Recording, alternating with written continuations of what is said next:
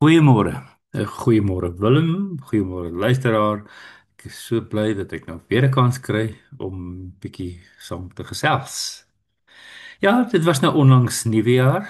Dit was nou onlangs Kersfees gewees. En baie keer is dit goed om so 'n bietjie terug te dink. Nou ja, die terugdink pas nou baie goed by my tema vir die oggend want my tema is nog 'n Kersfees. Ja, ons is so gewoond om Kersfees te vier op 25 Desember. Maar weet julle, daar is 'n plek in die wêreld waar daar nog 'n Kersfees is, of moet ek dalk sê, nog 'n Kersfeesdatum. Hierdie Kersfeesdatum is 7 Januarie. Het julle dit geweet? Op 7 Januarie word daar ook Kersfees gevier. Ehm dit is die Russiese Ortodokse Kersfees wat op 7 Januarie gevier word. Hulle sê rasdestom met die geboorte. Dis die geboorte van Christus. Dis wat hulle vier. Ja, hoekom op 7 Januarie? Wil hulle net anders wees as die Weste? Waar kom dit vandaan?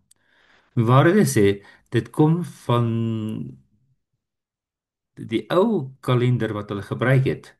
Daar was 'n ou kalender wat hulle gebruik het. En hierdie kalender het geskuif. Ek gaan net nou 'n bietjie meer daaroor praat. Maar wat vir my interessant is die simbole van Kersfees. Ja, as jy aan Kersfees dink, sommer so in die dorp, in die straat, in die stad, wat is die eerste ding wat opkom? Geskenke natuurlik. Maar waar is die geskenke baie dikwels? Die geskenke is onder 'n kersboom. Ja, ek wil amper sê Kersfees sonder 'n kersboom uh is nie Kersfees nie. Maar weet julle, dit was vir my 'n skok geweest toe ek so 25 jaar gelede in Rusland aangekom het vir ons te werk daar. Toe ek die kersbome sien. Ja, op die Rooiplein was daar 'n groot kersboom geweest en ek het gewonder. En soos ons nou begin Russies leer het ons agtergekom hier is 'n interessante probleem. Die Russiese woord vir 'n kersboom is jolka. Jolka beteken eintlik net 'n denneboom, van daai naaldebome. So hierdie jolka dien dan vir die Russiese kommunistiese uh omgewing as 'n nuwejaarsboom. Maar vir die Christene in Rusland is dit 'n kersboom. So die Christene en die nie-Christene, die kommuniste en die Christene het 'n jolka rondom hierdie tyd. Ja, so die betekenis van die woord jolka of dan kersboom in Russies is aan die een kant nuwejaarsboom, aan die ander kant kersboom. Mens kry sulke ou poskaarte. Dan sien jy vir Lenin. Julle weet wie Lenin is. Hy was een van die grootste kommunistiese ateïstiese leiers. Hier staan Lenin by 'n groot jolka, by 'n groot kersboom, so tussen aanhalingstekens, met klomp kinders en geskenke en dinge daarom. Hoekom sou hy by 'n kersboom staan? Nou, hy staan nie by 'n kersboom nie. Hy staan by 'n nuwejaarsboom. So hulle het volledig hierdie simbool gebruik in die kommunistiese ateïstiese tyd as 'n nuwejaarsboom. En dit laat my altyd dan baie dink oor ons simbole. Ons is net so gewoond dat die kersboom 'n Christelike simbool is, maar dit is nie. Ons moet dit Christelike waarde gee. Dan is dit vir ons belangrik.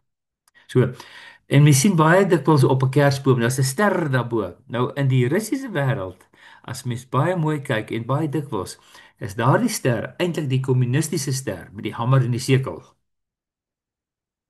En dit was skokkend vir my gewees toe ek dit die eerste keer agterkom. Ja, en dis natuurlik vanselfsprekend want ek wil sê die grootste kersboom staan op die Rooiplein. Die Rooiplein wat die simbool van die kommunisme en die ateïsme is. Daar staan die sogenaamde kersboom, die jolka, die nuwejaarsboom. En dit het niks te doen met Christus van ons Christusfees nie. So as jy 'n kersboom sit, moet jy baie beslis seker maak hierdie kersboom is 'n kersboom en nie 'n nuwejaarsboom nie. Ek dink in ons winkels het die kersboom nou ook al 'n nuwejaarsboom geword, want dit is nie 'n Christelike simbool nie. Maar in Rusland is dan nie net hierdie nuwejaarsbome nie, daar is ook Christus Kersbome, Kersbome wat die Christelike fees vier. En dit kom van die kant van die Christelike Ortodokse Kerk, die Ortodokse Kersfees wat in hierdie tyd gevier word, het ook 'n Kersboom, maar hulle is nie so sterk op die Kersboom nie. In Russies sê hulle Счастливого Православного Рождества. Geseënde Pravoslav nie is ortodokse Kersfees. Dis wat hulle gewoonlik sê. Happy Orthodox Christmas sê hulle in Engels. En interessant toe ek nou op die internet soek na beelde oor die ortodokse Kersfees, toe sien ek 'n kaartjie met hierdie drie manne, drie wyse manne wat dan geskenke vir Jesus bring. Nou dis nou sommer so 'n kantnota. Ehm oor hierdie drie geskenke. Ehm waar kom dit vandaan? Hoe werk dit? Is daar drie wyse manne of nie?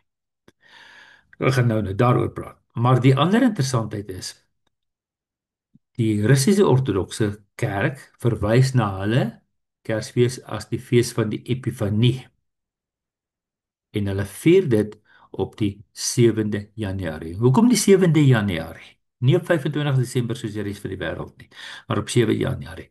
Dis omdat hulle 'n ou Juliaanse kalender gebruik het. En hulle gebruik eintlik nog steeds in die kerk as hulle kerkkalender die Juliaanse kalender. En die Juliaanse kalender wat vervang is met die Georgiaanse kalender, die Georgian kalender, verskil bietjie van mekaar. En op hierdie stadium is daar 13 dae verskil tussen die Juliaanse, die ou Juliaanse kalender en die Georgiaanse kalender. Daar was te min dae, die skrikkeljaar het nie reg gewerk nie, al die klas van dinge en daaroor is die kalender dan verander. Maar heidaglik verskil dit met 13 dae en daarom is hulle 25 Desember val dan op die huidige nuwe kalender op 7 Januarie. En dit is hoekom hulle op 7 Januarie Kersfees vier. Maar soos ek sopas gesê het ook van tevore, die fokus van die ortodokse Kersfees is die Epifanie. Dis hoe hulle verwys na hulle Kersfees. Wat is Epifanie? Dit kom van 'n Griekse woord af, Epifania. Nou hierdie Epifania beteken verskyning, die verskyning. Dis 'n naamwoord, maar die werkwoord epifaneo sê ook om te verskyn en ek gaan oor al twee die woorde 'n bietjie praat. So die fokus van die ortodokse Christene in hulle viering van Kersfees is die fokus is die viering van die verskyning van die verlosser Jesus Christus. En dit is nogal vir my 'n mooi tema. So kom ons lees dan 'n Bybelversie oor die geboorte van Jesus. Nou ek het net nou gesê ek het 'n kaartjie gekry wat drie wyse manne gewys het.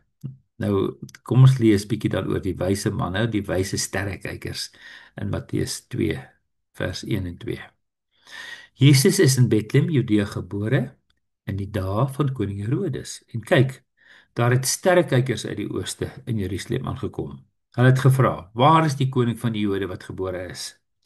Want ons het sy ster in die ooste gesien en ons het gekom om aan hom hulde te bewys."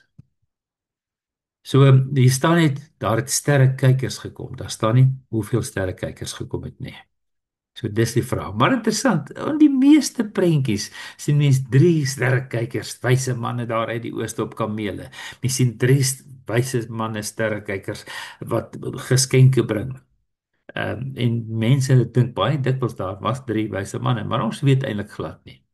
Kom ek lees in Matteus 2 vers 9 tot 11, dan sien ons miskien hoekom dink baie mense daar was drie sterrekykers gewees. Nadat hulle gehoor het wat die koning sê, het hulle vertrek en kyk, die ster wat hulle in die ooste gesien het voor hulle uitbeweeg totdat dit tot stilstand gekom het, reg bo die plek waar die kindjie was. Toe hulle die ster sien, het hulle 'n onbeskryflike groot vreugde ervaar. Nadat hulle die huis binne gegaan het hulle die kindjie by Maria sy moeder gesien en neergekniel en aan hom eer bewys. Toe het hulle hulle skatte oopgemaak en vir hom geskenke aangebied: goud, wierook en mirre. Ja, daar's drie soorte geskenke genoem en daarom lei mense dan af dat daar drie sterrekykers was. Want dit is nie noodwendig so nie. Kom ons gaan aan. Ons gaan aan na die tema van die verskyning Epifania en die Epifaneo om te skyn, om te verskyn. Ek gaan 'n bietjie daaroor lees in Lukas 1 vers 76 tot 79. So as jy wil, kan jy saam met my blaai na Lukas 1 van vers 76 af. Nou interessant, hier gaan dit eintlik oor Johannes die Doper, maar kyk wat kom doen hy. Wat kom sê hy? So Johannes 1 vers 76. En jy, kindjie, profeet van die Allerhoogste, sal jy genoem word. En jy kindjie, profeet van die Allerhoogste, sal jy genoem word. Want jy sal voor die Here uitloop om sy paaie gereed te maak en om sy volk in te lig dat hulle verlos kan word deur die vergifnis van sondes. Danksy ons God se innige ontferming, waardeur die môre son uit die hoogte oor ons sal opkom om te skyn oor diegene wat hulle in die duisternis en in die skadu van die dood bevind en om ons voete op die pad van vrede te plaas. So, Johannes die Doper. Hy's die kindjie sê. En jy kindjie, Johannes die Doper. Jy gaan die volk inlig dat hulle verlos kan word. Hoe? Omdat die môre son verskyn het aan die mense. Hy skyn oor die mense. Hy epifaneo oor die mense om hulle wat in die duisternis is op die pad van vrede te plaas. So daar is 'n verwysing van die epifaneo alreeds soos die ortodokse kerk dit dan ook bely in hulle Kersfeesvieringe. Maar as mens bietjie verder in die Nuwe Testament aangaan, dan sien mens 'n paar verwysings na hierdie epifaneo. Uh Onder andere in 1 Timoteus 1 vers 9 en 10. Timoteus 1 vers 9 en 10. Hy het ons verlos en geroep met 'n heilige roeping, nie op grond van ons dade nie, maar op grond van sy besluit en genade. Reeds van ewigheid af is dit in Christus Jesus aan ons geskenk. En nou is dit geopenbaar deur die verskyning van ons verlosser, Christus Jesus, wat die dood vernietig het en die lewe en die onverganklikheid deur die evangelie aan die lig gebring het. So vers 9 sê, hy het ons verlos en geroep met 'n heilige roeping wat reeds van ewigheid af is dit in Christus aan ons geskenk en nou is dit geopenbaar deur die verskyning van ons verlosser. So toe Jesus gebore is, het hy verskyn as verlosser. So dit is daardie selfde epifanie woord wat dan in Timoteus 1 vers 9 en 10 na vore kom. Maar in Titus 2 vers 11 kom hier die woord weer na vore. Die Titus, dis 'n klein boekie daar in die agterkant van die Bybel, of die agterkant van die Nuwe Testament, staan daar Titus 2 vers 11. Want die verlossende genade van God het verskyn vir alle mense. Die verlossende genade van God het verskyn. So dis nou weer Jesus wat verskyn het. Die verlossende genade van God het verskyn vir alle mense en voed ons op sodat ons in hierdie bedeling verstandig en regverdig en godvreesend kan leef, deur goddeloosheid en wêreldse begeertes te verwerp, terwyl ons uitsien na die salige hoop en die glansryke verskyning van ons groot God en verlosser Jesus Christus. So hier is altwee die verskynings van Jesus. Die eerste een word dan as 'n werkwoord, hy wat verskyn het, dis die epifaneo, en dan hier teen die einde staan, nou wag ons weer op die verskyning, die glansryke verskyning van Jesus Christus, die epifania. So, dit verwys na die eerste koms en die tweede koms, die eerste verskyning van Christus en die tweede verskyning van Christus. So, hierdie woord kom in albei hierdie sinne voor. So, as ons dan afsluit en terugdink aan ons Kersfeesviering, het ons besef dat ons eintlik die verskyning van ons verlosser gevier het op Kersdag. Dat hy verskyn het vir ons om vir ons die ewige lewe te gee. Uh die ortodokse kerk is baie sterker daarin met hierdie viering van die tweede Kersfees, die Kersfees op 7 Januarie. Dit is hulle tema, 'n sterk tema in hulle Kersviering. Ek wil afsluit en vir jou sê, kom ons vier die verskyning van ons verlosser op die tweede Kersdatum saam met ons ortodokse broers en susters. Ek weet, dit is reeds verby, 7 Januarie is pas verby en 25 Desember is baie ver vorentoe, maar miskien kan ons deur die loop van die jaar aan hierdie konsep dink en besef. Dis eintlik 'n baie mooi tema wat ons kan inwerk in ons Kersfeesvieringe. Die tema van God wat verskyn het in Jesus Christus om vir ons verlossing te bewerk. As jy my wil kontak my gerus op 074 419 8353. As jy enige vrae het of enige gedagtes het, enige voorstelle het, hoe ek dan ook my praatjie kan verbeter of iets anders waaroor ons navorsing kan doen, en 'n bietjie saam kan leer.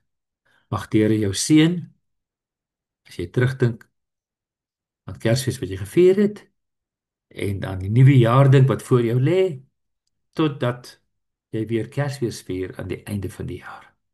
Mag hierdie verskyne verlosser by jou wees deur die loop van die hele jaar. Seën genade vir almal daar. Totsiens.